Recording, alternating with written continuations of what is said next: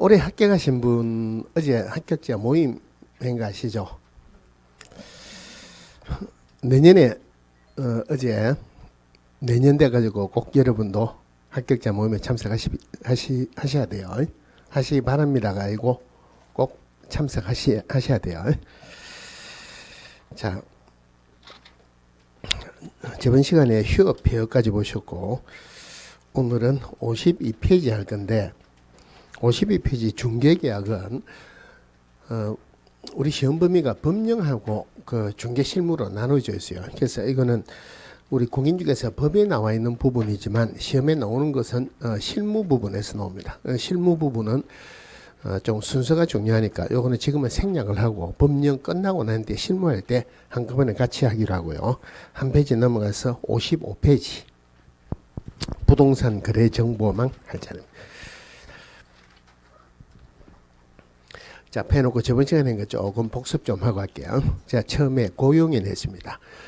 고용인 중에서 공인중개사 자격증 있으면은 소속 공인중개사, 없으면은 중개보조인을 하죠. 그죠? 고용인을 고용하는 데는 아무런 제한은 없습니다. 해도 되고 안 해도 되고, 고용인 중에서 소속 공인중개사 되기 위해서는 실무 교육을 받아야 되고, 그 다음에 중개보조인이 되기 위해서는 직무 교육을 받아야 된다. 대신에 고용신고할 때 교육받은 확인서 첨부하는 것이 아니라 그랬죠. 마찬가지로 소속 공인중개사 고용신고할 때 자격증 사본을 첨부하는 것도 아니다. 그러면은 고용신고할 때 첨부하는 세력이 없다는 말은 전자문서로 할 수 있다. 그죠? 자, 그러면 고용하고 고용관계 종료를 하지만 여러분들 공부할 때는 거꾸로 하는 게 더 좋아요.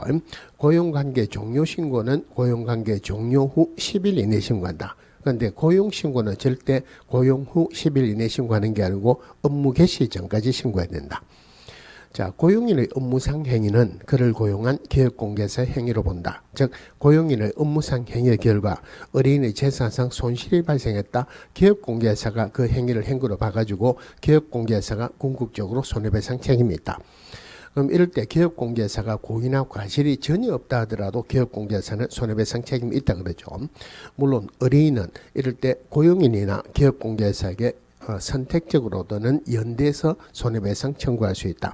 이것을 부진정 연대 책임이라는데 부진정 연대 책임하에서 기업공개사 물어주면은 고용인에게 구상권을 청구할 수 있다. 구상권을 청구할 수 있다는 의미로 보면은 기업공개사에게 책임이 있다고 해서 고용인에게 책임이 없는 것은 아니다.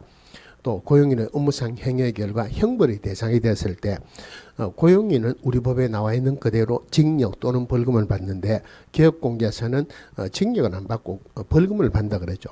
물론 기업공개사는 고용인과 동일한 벌금에 처한다 이거 아니죠. 그죠? 해당 조에 규정된 벌금에 처한다. 물론 이 양불규정으로 벌금을 받는 것도 이 법에서 받는 거예요. 원칙적으로 기업공개사가 이 법을 위반해서 300만 원 이상 벌금 선고받으면 결격사에 해당돼서 등록 취소되지만 기업공개사가 고용인 때문에 양불규정으로 벌금 받았다. 이것은 결격사유로 안 본다 그랬습니다. 즉 양불규정으로 벌금 받은 것 가지고는 등록 취소는 안 된다. 자, 원칙적으로 양불규정으로 벌금을 주지만 기업공개사가 고용인의 행위를 방지하기 위해서 상당한 주의나 감독을 결의하지 않았다면 기업공개사에게 벌금마저도 안 주겠다. 자, 고용인 했고요. 중개사무소. 물론 중개사무소는 등록관청 관할 안에 두어야 되고 2개 이상의 중개사무소 둘 수 없다 그랬죠. 우리 법에서 이중 등록하지 마라, 이중 소속하지 마라, 그 다음에 2개 이상의 사무소, 이중 사무소 둘 수 없다. 자, 중개사무소 명칭에 기업공개사는 사무소 명칭에 꼭 들어가야 되는 게 공인중개사 사무소 또는 부동산 중개라는 문자를 사용하여야 한다. 물론 기업공개사 아닌 자는 공인중개사 사무소, 부동산 중개 또는 유사 명칭을 사용해서는 안 된다. 물론 여기에서 아닌 자가 위반하면은 벌이 더 크죠. 인자 아닌 자 구분할 때 아닌 자가 위반하면은 1년 1천, 인자가 위반하면은 100만 원 이하의 과태료입니다. 물론 교육공개사가 5개 광고문을 설치할 때 등록증에 기재된 교육공개사 성명을 다른 사람이 인식할 수 있을 정도의 크기로 표시해야 된다.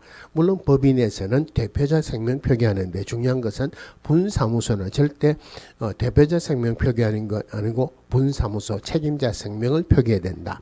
한마디로 전부 다 간판 관련 규정인데 이 간판 관련 규정을 위반하면은 등록관청은 간판의 철거를 명할 수 있다. 철거 안 하게 되면은 행정 대집행할 수 있다.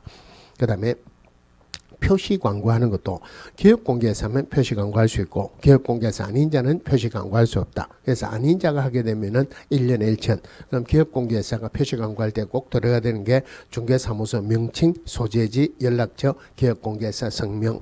물론 여기에서는 소속 공개사에 관한 사항을 표시해서는 안 된다가 아니고 중개보존에 관한 사항을 표시해서는 안 된다. 요거 위반하면은 100만 원 이하의 과태료죠. 또 부당 표시 광고하는데 기업공개에서는 한마디로 미끼 광고하지 마라, 과장 광고하지 마라, 피해를 줄 우려가 있는 광고하지 마라. 요 부당 표시 광고를 하면은 요거는 예외적으로 500만 원 이하의 과태료입니다. 기업공개에서 주는 것은 원칙적으로 100만 원 이하인데 예외적으로 500만 원 이하 주는 것은 굉장히 중요한 부분이에요. 그럼 이 부당 표시 광고하는지 모니터링은 국토교통부 장관이 모니터링할 수 있다. 모니터링 결과 국토교통부 장관이 정보통신서비스 제공자에게 어떤 조치를 요구할 수 있는데 합당한 사유 없이 조치를 안 따르면은 그때도 과태료 줍니다. 국토교통부 장관이 주는 과태료는 500만 원 이하의 과태료죠. 그 다음에 게시하는 의무, 중개사무소 잘 보이는데 게시해야 되는 게 중개사무소 개설 등록증, 그 다음에 공인중개사 자격증, 보수율표, 보정 설정 서류 게시해야 되는데 물론 사업자 등록증을 게시를 해야 되지만 우리 공인중개사 법상 사업자 등록증을 게시해야 되는 의무가 있는 것은 아니다. 물론 실무교육 받은 확인서 게시해야 되는 의무가 있는 것도 아니다. 그죠? 물론 요 4개 중에서 원본으로 규정된 것은 등록증, 자격증 2개만 원본입니다. 물론 이 자격증은 기업공개사 자격증뿐만이 아니고 소속공개사 자격증 원본도 포함한다. 물론 해당 사항이 있는 경우에 하나한다. 이러세요. 자, 그 다음에 사무소 이전했죠. 사무소 이전할 때 여기에서 아까 하나 빠졌는데 부당표시 광고할 때 모니터링하고 그 다음에 신고센터 설치 운영하는 게 있었죠. 그죠? 자, 이 부당표시 광고하는지를 국토교통부 장관이 그 신고센터를 설치 운영할 수 있다. 물론 국장이 직접 하는 게 아니고 한국감정원에 위탁을 합니다. 그러면 신고센터에 누가 신고를 하게 되면은 한국감정원에서는 직접 조사하거나 조치하기가 곤란하니까 한국감정원에서는 즉 신고센터에서는 시도지사 및 등록과청에 조사 조치해라고 통보한다. 그럼 조사 조치를 통보받았다 완료하고 원래 공문이 하는 거는 7일 기획공개상 10일이지만 제일 큰 예외입니다. 공문이 하는 중에서 제일 큰 예외 10일 이내 신고센터에 통보해야 되고 신고센터는 매월 10일까지 국장에게 제출해야 된다. 아까 하면서 하나 빼먹었네요. 자, 근데 중개사무소 이전했어요. 사무소 이전 신고는 이전 후 10일 이내 이전 후의 등록과청에 신고한다. 신고받은 등록과청은 원칙은 등록증을 재교부하여야 한다. 사무소 이전하기 전에도 기업공개사니까 자기 등록증 가지고 있죠. 등록증을 재교부해야 된다. 2장 들고 있습니다. 2장 들고 있으면 한 장은 반드시 반납해야 되죠.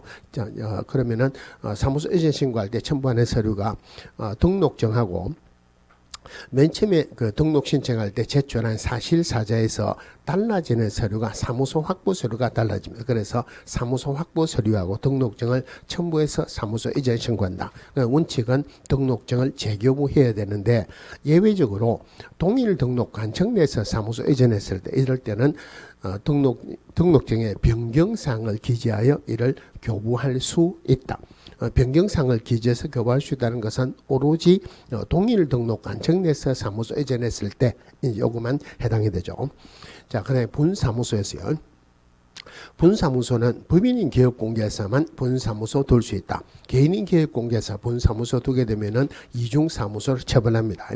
그럼 분사무소는 어디든지 둘 수 있는 게 아니고 시군구별로 둘 수 있는데 한 시군구에는 사무소 두 개는 절대 들어갈 수 없다 그러죠. 그래서 시군구별로 주사무소 소재지 시군구를 제외한 시군구별로 설치할 수 있대 시군구당 한 개수를 초과할 수 없다.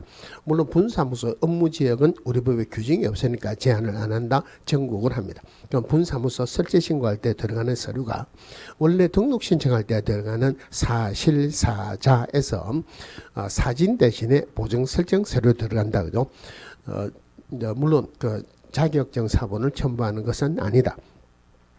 분사무소와 관련된 모든 것은 주사무소 소재지 시군구 정리해야 한다. 분사무소 설치 신고도 신고 필증 재개업 신청도 물론 분사무소 이전 신고도 분사무소별로 휴업이나 폐업 신고도 분사무소 보정 설정 변경 신고도 하여튼 분사무소와 관련되는 모든 것은 주사무소 소재지 시군구 정리해야 한다.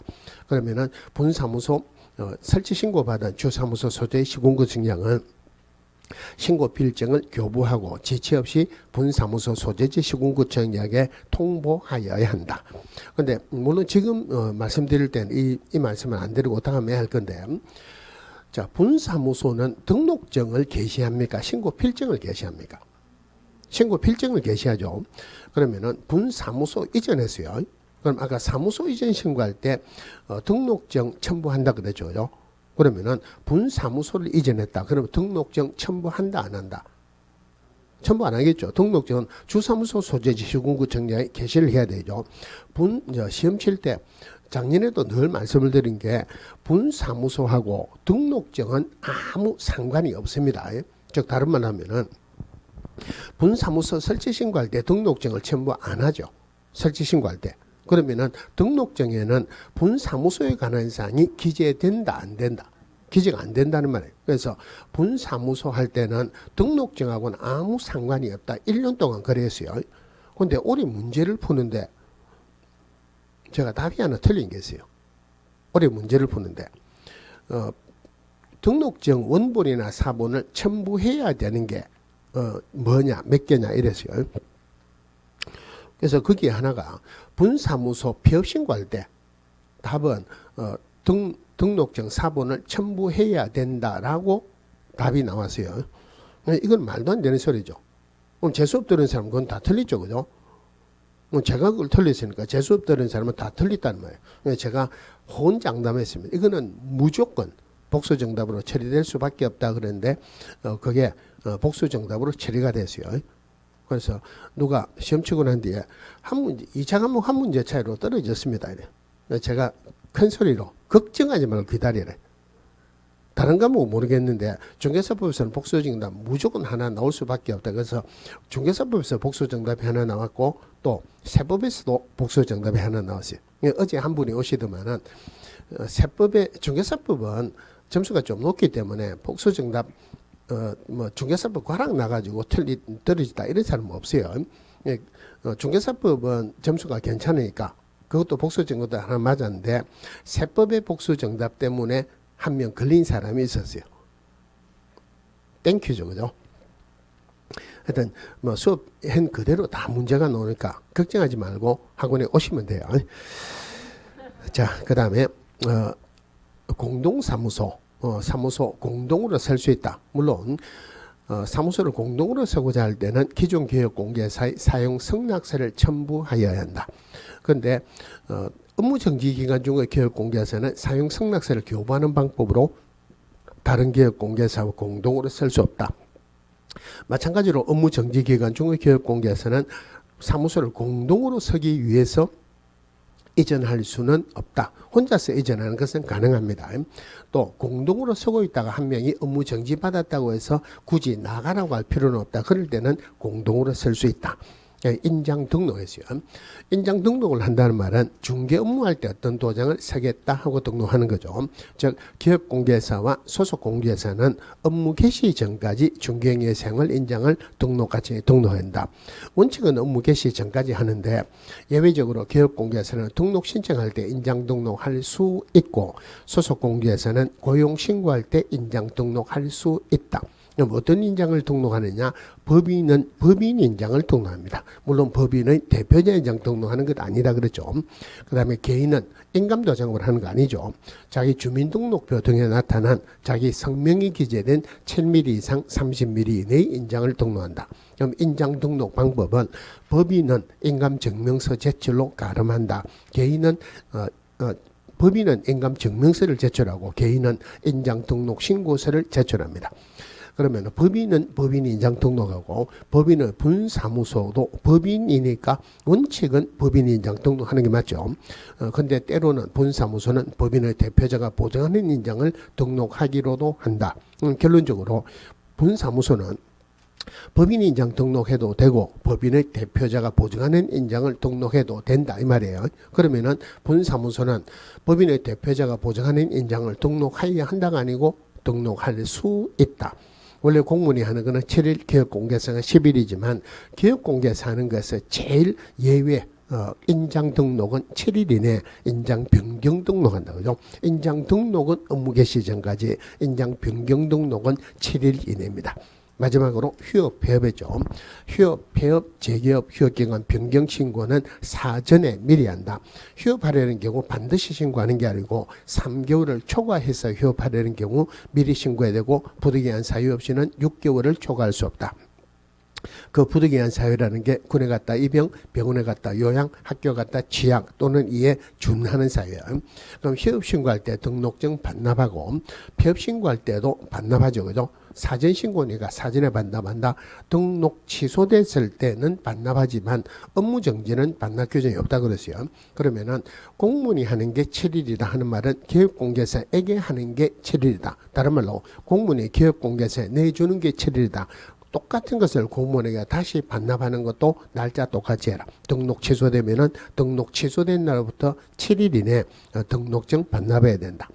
자, 그러면은 전자문서로 하는 게 한마디로 반납하는 게 있느냐 없느냐 이것만 보시면 돼요. 휴업이나 폐업 신고는 등록증 반납해야 되죠. 전자문서를 할 수 없다.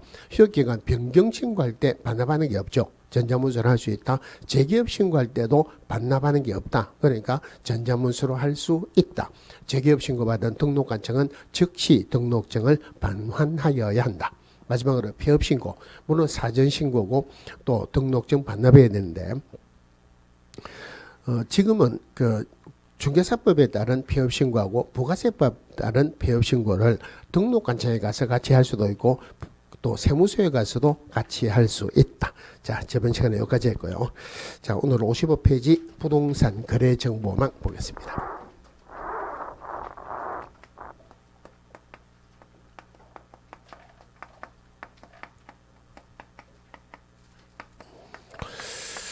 자, 부동산 거래 정보망 일단 개념만 간단해 보세요. 이게 뭐냐면은 보통 여자분들이 길거리 가면은 간판이 눈에 제일 많이 보이는 게 미장원 간판이 제일 많이 보인답니다. 그런데 공개사 공부를 하고 나면은 미장원 간판보다 중개사무소 간판이 더 많이 보인대요. 자, 그럼 그런데 중개사무소에 보면은 뭐 부동산 119, 뭐 부동산 서버 뭐 이런 거 적어 놓은 거 있죠. 쉽게 이야기하면 그 부동산 중개사무소에서 가입한 인터넷망입니다. 그래서 그거하고 똑같다 생각하시면 돼요. 쉽게 생각하면은 부동산 거래정보망 한마디로 전국적인 망을 가진 인터넷망이다. 자, 그럼 기본적으로 개념을 잡아야 되는 게 자, A가 갑이 우리 집 팔아주세요. B 살 사람이 있으면 갑이 중개를 해가지고 보수를 받으면 되죠. 그런데 아무도 살 사람이 없어요. 그래서 부동산 거래 정보망이라는 인터넷망의 정보를 공개를 했어요. 자, B가 을에게 어떤 집을 사주세요. 도저히 못 찾았습니다. 그래서 부동산 거래 정보망에 검색을 해보니까 자기가 찾는 게 있더라는 거예요. 그러면은 갑하고 을하고 연락해갖고 계약을 체결하면 되죠. 그죠? 자, 결론적으로 부동산 거래정보망에는 기업공개사만 가입할 수 있어요. 기업공개사만 가입할 수 있다는 말은 가입할 때 내가 기업공개사다는 증명서를 내야 되겠죠. 내가 기업공개사다, 뭘 보면은 기업공개사라는 걸 압니까? 기업공개사는 등록을 했죠. 뭘 가지고 있다? 등록증이 있으니까 등록증 사본을 제출합니다. 자, 기업공개사만 가입할 수 있다. 그러면은 의뢰인들은 부동산 거래정보망에 가입할 수 있다, 없다? 가입할 수 없다고요. 근데 이게 인터넷망이죠. 의뢰인들도 전부 다 인터넷 서죠, 그죠? 그러면은 의뢰인들은 가입은 못하지만 들어가서 구경만은 할 수 있다, 없다? 자, 만약에 B가 들어가서 구경을 할 수 있다 그러면은 들어가서 구경했어요. 자기가 원하는 집을 찾았죠. 그러면은 갑이나 A에게 바로 연락하지 을을 안 통하겠죠. 을을 안 통한다는 말은 을은 굶어 죽는다는 말이에요. 을이 굶어 죽는다는 말은 갑도 굶어 죽는다는 말이나 똑같은 말이죠. 그죠? 어제 합격자 모임할 때 한방에서는 올해 합격하신 분들 합격자 모임을 했고 옆에 방에서는 지금까지 1기부터 우리 학원 생기고 1기부터 작년에 합격하신 분까지 전부 다 연합하는 모임을 했어요. 연합하는 모임을 한다는 이유가 뭐냐면은 나중에 여러분들이 중개를 할 때 중개하는 것은 사실은 내 혼자 하기로는 좀 어렵습니다. 그럼 누가 나한테 우리 집 팔아달라고 의뢰를 했어요. 이거 2, 3일 안에 내가 못 팔아주면은 이거 내 거 아니다 봐야 돼. 무슨 말이냐면은 내한테 의뢰를 받았다 하는 말은 우리 옆에 중개사무소에게도 의뢰를 했다는 말이에요. 그럼 내가 빨리 소화를 못하면은 옆에 사무소에서 팔고 거래계약 체결시키겠죠. 그럼 내가 빨리 바로 소화할 수 없으면은 내가 다른 사람한테 주어야 될 사람이 있어요. 그러면은 이런 물건인데 이거 한번 팔아봐라. 그럼 거기에서 거래계약을 체결시켰어요. 그러면 보수 받아가지고 내하고 그 사람하고 같이 보수를 나눠 먹습니다. 그건 내가 줄 사람이 있어야 돼요. 내가 줄 사람이 있어야 된다는 말은 거꾸로 말하면은 나에게 줄 사람이 있어야 된다 하는 말이나 똑같습니다. 굉장히 중요하죠. 그죠? 그래서 연합 발대식을 하니까 1기 때 공부하시던 분이 몇 분이 왔어요. 굉장히 오랜만에 오래 공부하시는 분보다 거기 가서 술 마시니까 훨씬 재미도 좋고 했는데 물론 여러분들 합격하셔가지고 근데 그 이야기 들으니까 돈을 굉장히 많이 버는 사람도 많아요. 근데 공주에서 공부는 내 혼자 하는 게 아니에요. 내 합격하면은 당신 떨어지고 당신 합격하면 내 떨어진다 이게 아니고 같이 공부해야 돼요. 같이 합격하는 거예요. 그러면은 여러분들 주위에 누가 공주에서 공부를 해야 되겠다 하면은 저 시내 어디 가야 됩니까? 여기 오라야 됩니까? 같이 공부하는 게 훨씬 합격률이 더 높아집니다. 그래서 합격생에도 무조건 몇 명씩 우리 학원에 보내달라. 학원에 유도 있지만 여러분도 사람이 많으면 훨씬 공부가 잘 돼요.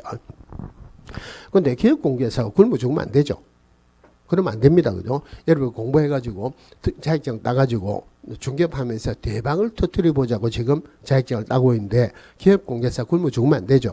그래서 부동산 거래정보망을 설치 운영하는 자를 거래정보 사업자라고 하는데 부동산 거래정보망이든 거래정보 사업자는 나올 때는 중개 의뢰인은 말로든 행동으로든 글로든 얼씬거리지도 마라. 이게 일반적으로 한 문제입니다. 이게 그렇게 문제가 나오면 굉장히 어려워요.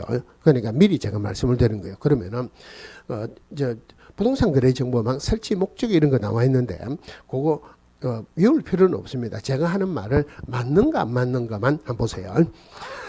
자, 부동산 거래정보망이란 기업공개사와 중개 의뢰인 상호 간에 부동산에 관한 정보를 교환하는 체계를 말한다 하면은 맞다 틀렸다. 왜요? 중개 의뢰인 얼씬거리지도 마라 그랬죠. 그렇게 이제 생각하시면 돼요. 기업공개사 상호 간에. 자, 그럼 부동산 거래정보망이라는 게 전국적인 망을 가진 인터넷망이다. 대상이 전국이면은 국토교통부 장관, 시도의사, 등록관청 누구 소관이어야 됩니까?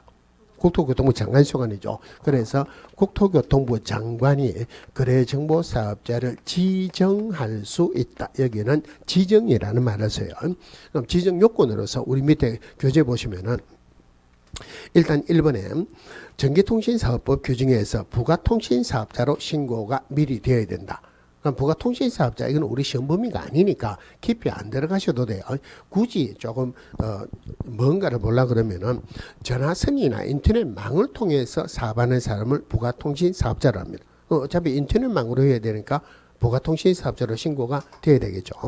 자, 두 번째, 가입 이용 신청한 기업공개사의 수가 전국적으로는 500명 이상이어야 됩니다. 물론 그 중에서 2개 이상을 시도해서 각각 30명 이상의 기업공개사가 가입 이용 신청을 했을 것. 파란 글씨로 숫자가 나오는데 지금은 숫자가 중요한 게 아니고, 그럼 여기 방금 읽었으니까 다시 한번 해볼게요. 부동산 거래정보사업자로 지정받기 위해서는 전국적으로 500명 이상, 2개 이상을 시도해서 각각 30명 이상의 공인중개사가 가입 이용 신청해야 된다 하면은 맞다 틀렸다. 아까 누구만 가입할 수 있다? 기업공개사. 그러니까 기본적인 개념이 지금 훨씬 더 중요합니다. 오로지 기업공개사만 가입할 수 있어요. 자, 그 다음에 자격을 확보를 해야 돼요. 자격증 있는 사람을 확보해야 되는데 정보처리사 1명 이상, 공인중개사 1명 이상. 조심해야 될 거는 자격은 공인중개사가 자격이지 기업공개사가 자격은 아닙니다. 그래서 공인중개사 1명 이상이지 기업공개사 1명 이상 아니죠.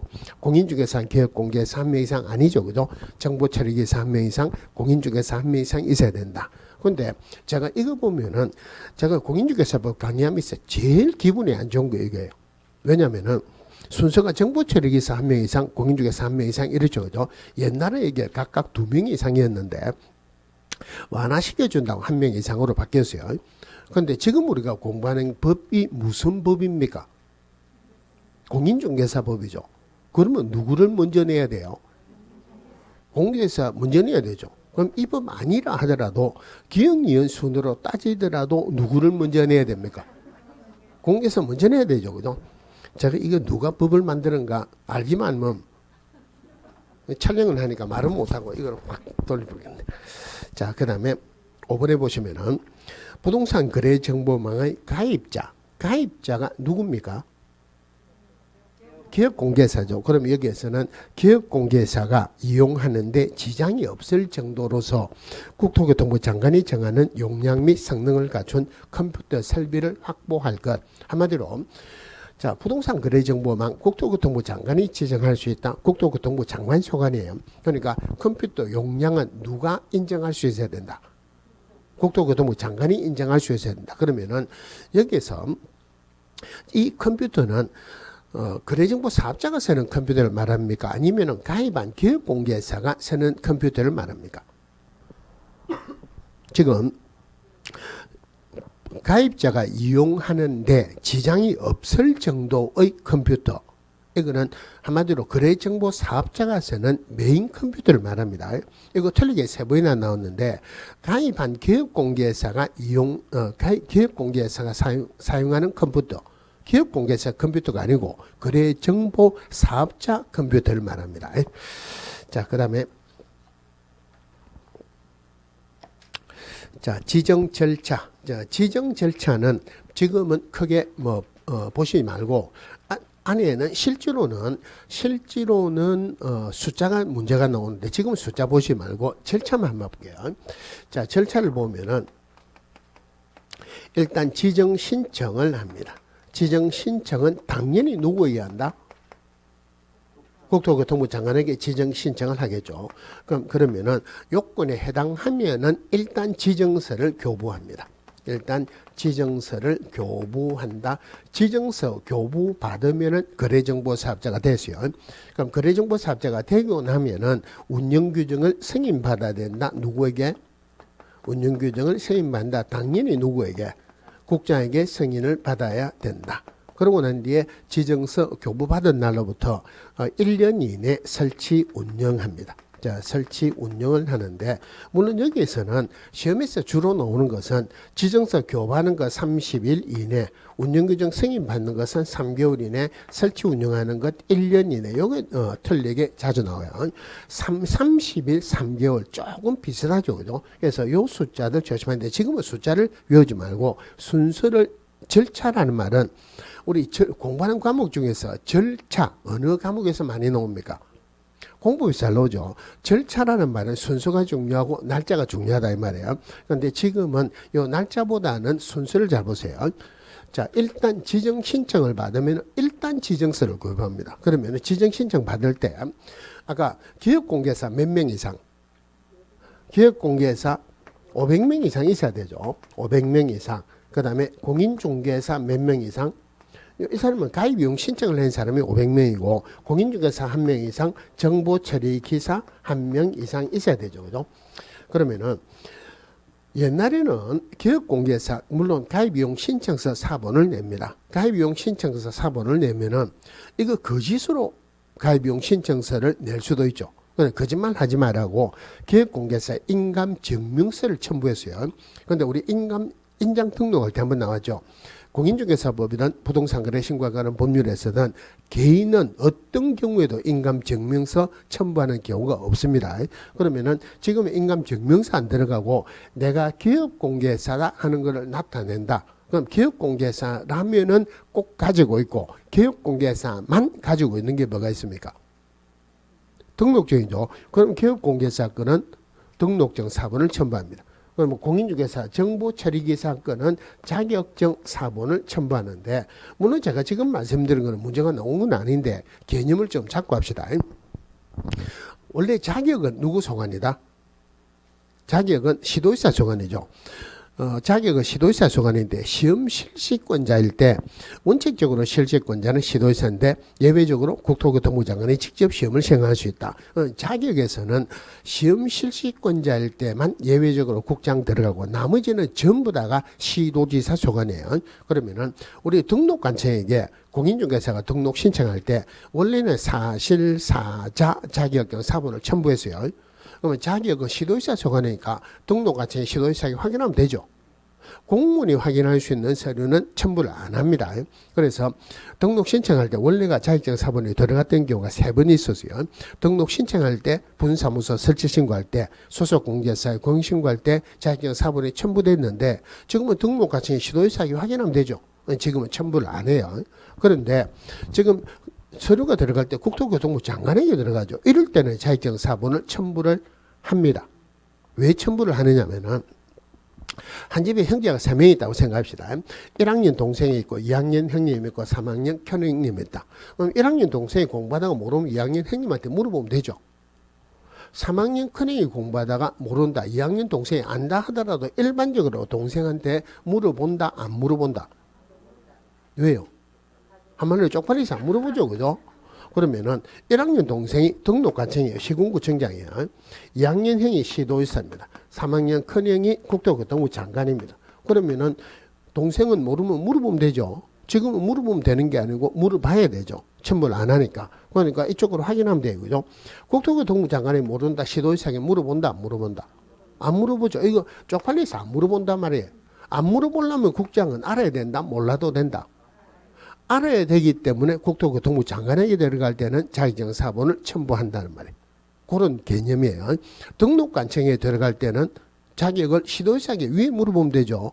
등록관청에 들어갈 때는 자격증 4번이 안 들어갑니다. 국토교통부 장관이 들어갈 때는 밑에 물어보지는 않으니까 자격증 4번이 첨부된다. 그죠?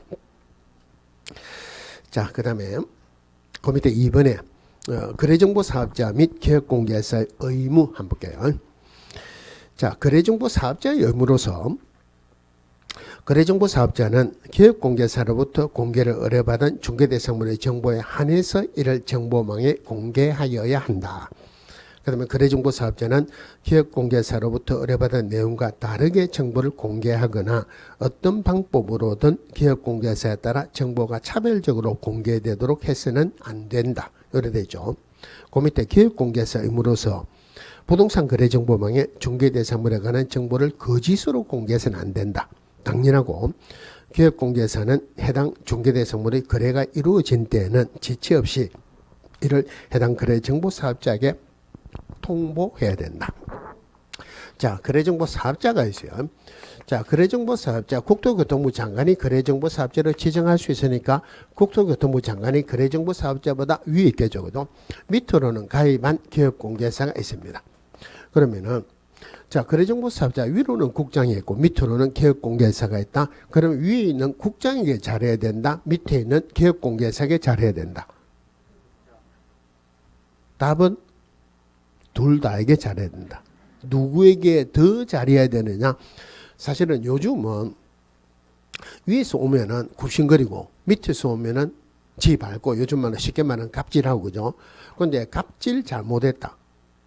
자칫 잘못하면은 소문이 나면은 그 회사가 흔들흔들하죠.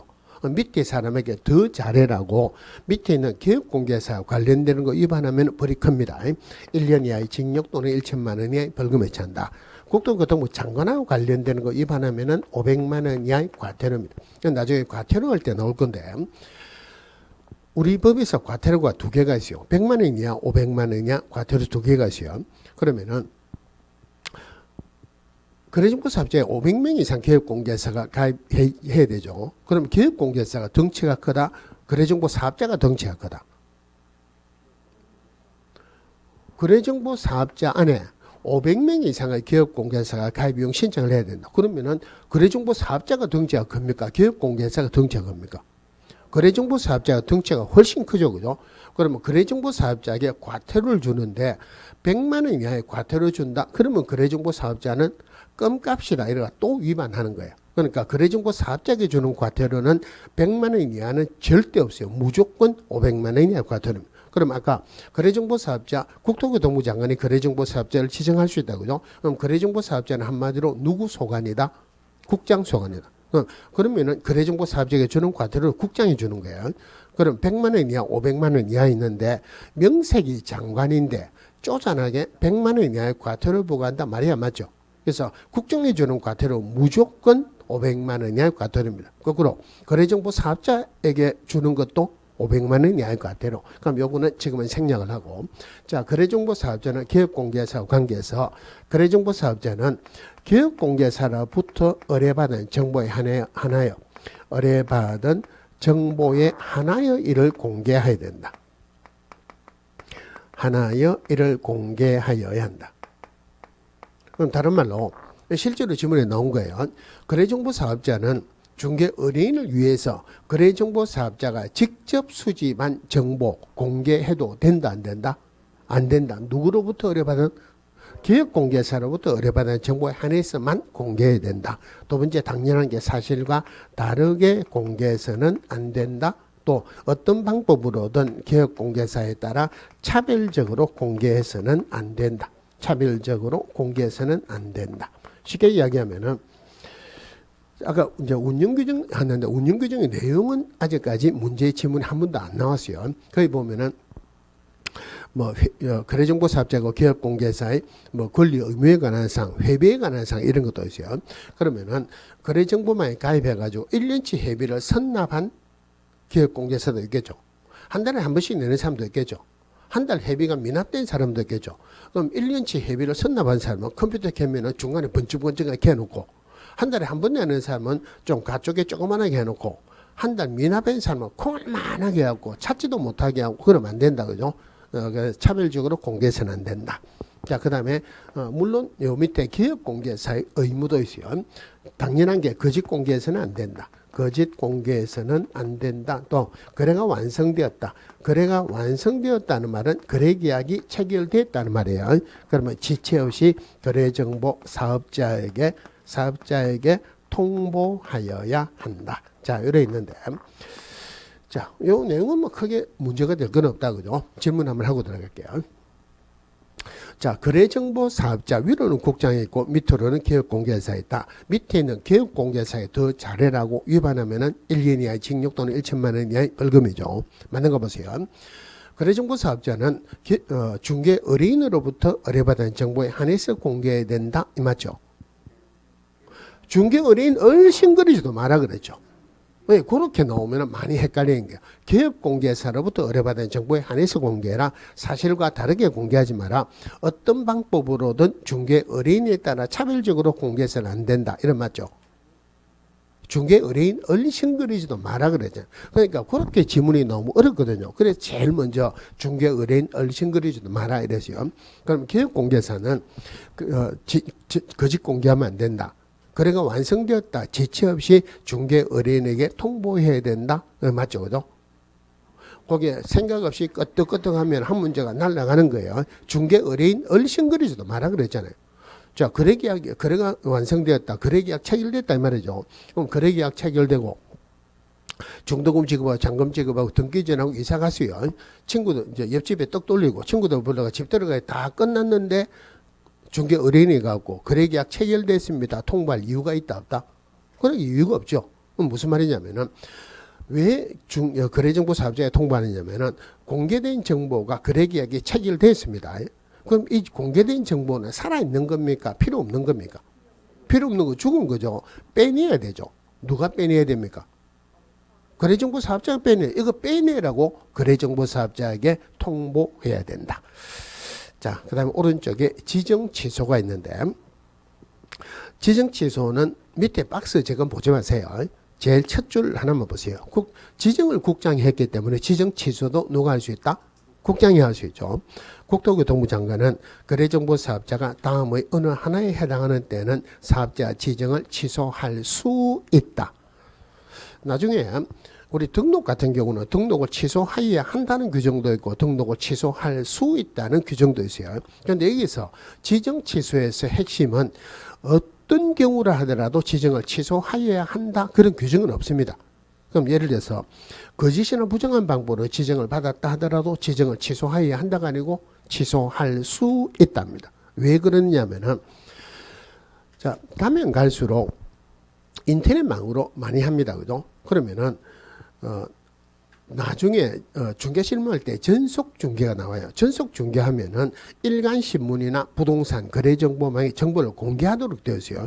그러면은 가면 정부의 입장에서는 전속 중개를 훨씬 좋아합니다. 다툼의 소지가 없어요. 그럼 부동산 거래정보망이 갈수록 많아야 되겠죠. 그죠?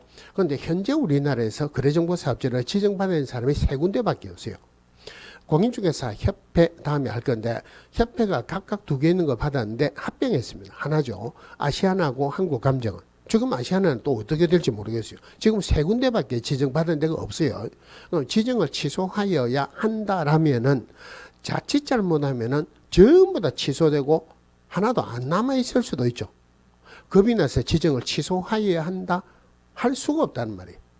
그래서 어떤 경우라도 핵심은 지정을 취소해야 된다. 무조건 틀렸어요. 지정을 취소할 수 있다. 요 내용만 있다. 이래 보시면 되고. 자, 그 다음 한 페이지 넘어가서 기업공개사 등의 의무. 자, 처음에 품위 유지 및 신의 성실 의무. 이것만 볼게요. 문제는 안 나옵니다. 자, 기업공개사 및 소속공개사는 전문 직업인으로서 지내야 될 품위를 유지하고 신의와 성실로서 공정하게 중개 관련 업무를 수행해야 된다. 자, 이 부분에 이거는 주어만 잘 보세요. 누구는 전문 직업인으로서의 품위를 유지하고 신의 성실로서 공정 중개할 의무가 있다. 여기서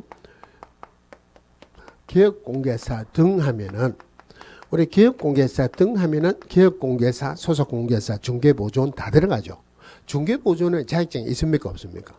자격증이 없는 중개보존을 전문직업이라고 보기로는 어렵다. 그죠? 물론 중개보존은 중개무 못하죠.